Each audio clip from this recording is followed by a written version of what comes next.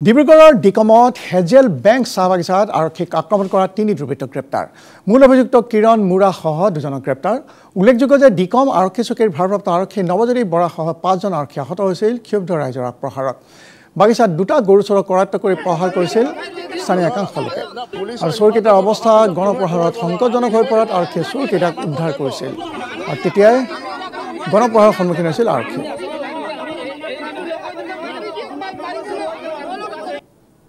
আৰু বিষয়ে আমাক অধিক জনাব ত্ৰৈলোক্য দাসে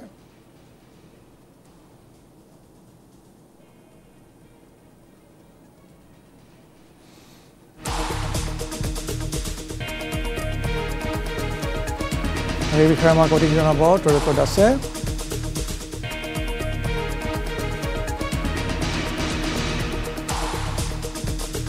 হয় মই বৰ্তমান উপস্থিত আছো ডিকম আৰক্ষী চকী মই বৰ্তমান উপস্থিত আছো আৰু যোৱাকালি যে ঘটনা সংঘটিত হৈছে এই ঘটনা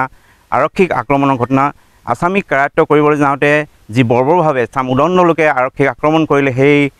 সমগ্ৰ ঘটনাক লৈ আজি ডিকমত এক চেপা উত্তেজনা বিৰাজ কৰি আছে ইতিমধ্যে যিগৰাকী ভাৰপ্ৰাপ্ত আৰক্ষী বিষয়া তেখেতক ইতিমধ্যে ডিব্ৰুগড়লৈ প্ৰেৰণ কৰিছে তেওঁ চিকিৎসাধীন হৈ আছে আৰু এতিয়া আৰক্ষীয়ে যি তেওঁলোকৰ তদন্ত ইতিমধ্যে ক্ষিপ্ৰতৰ কৰি তুলিছে মোৰ সৈতে আৰক্ষী বিষয়া আছে মই তেখেতৰ কাষলৈ যাব বিচাৰিছোঁ আপুনি আজি চাৰ্জত আছে হয় বৰ্তমান চাৰ্জত কি হৈছিলে কালি ঘটনা যোৱাকালি আমাৰ আবেলি সময়ত খবৰ আহিলে যে ডিকমৰ আণ্ডাৰত ৰজা আলী কদমনি তাত গৰু চোৰ 2জন পাব্লিকে কৰায়ত্ব কৰি থৈছে খবৰ পোৱাৰ লগে লগে ডিকম আইচি মহোদয় আৰু আমি লগত সংঘীয় ষ্টাফসহ তালৈ ৰাওনা হওঁ ঘটনাস্থলীলৈ গৈ দেখোঁ যে 2জন ল'ৰাক মানে উপযুক্ত মাৰধৰ কৰি আছে তাৰপিছত আমি আমাৰ কবলত ৰাখি তেওঁলোকক অঁতৰাই মেলি বুজাই কওঁ যে আপোনালোকে মাৰপিট নকৰিব আইনখন হাতত তুলি নল'ব আমি এওঁলোকক যি ব্যৱস্থা কৰিব লাগে আমি কৰিম তাৰপিছত বুজোৱাৰ অলপ পিছতে আমি তেওঁলোকক গাড়ীত তুলিবলৈ লওঁ তেতিয়া গোটেই পাব্লিকখিনি উঠি আহি লাঠি পাথৰ এনেকুৱা লৈ একদম আমাক খেদি আহি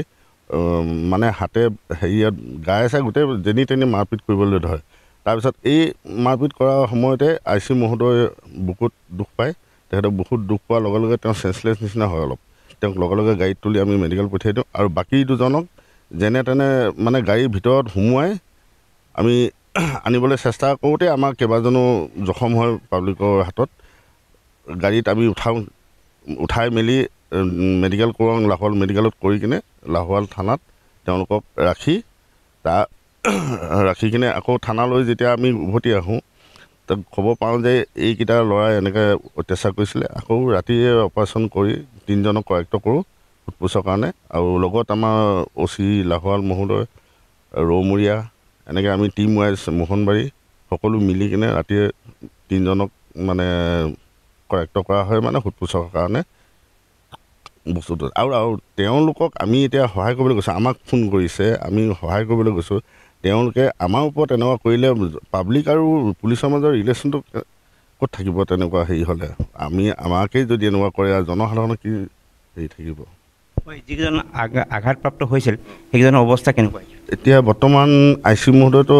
প্ৰথম তেওঁক অক্সিজেন দিলে তাৰপিছত এক্সৰে কৰাৰ লগত ধৰা পৰিছে যে কামিহাড়ৰ এডাল ভাগিছে আজি বৰ্তমান মই আকৌ ৰাতিপুৱা খবৰ লৈছোঁ তেখেতৰ মানে এতিয়া সুস্থ হৈ আছে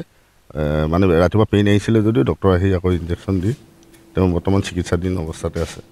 আৰু বাকী আমাৰ ধন্যবাদ জনাইছোঁ ত্ৰৈলোক্য দাস